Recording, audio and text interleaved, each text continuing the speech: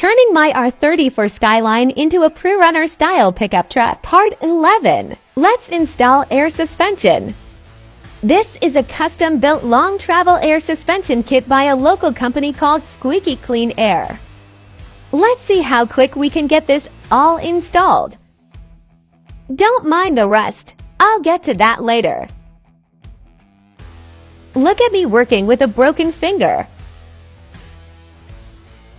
I couldn't decide whether I wanted this thing slammed or lifted. So this gives me both options depending on what mood I'm in. I think I'll end up mounting the tank here, on the cage. What do you think?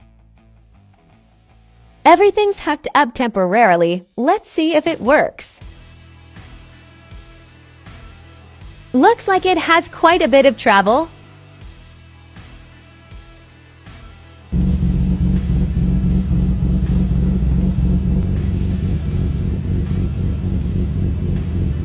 Push-ups.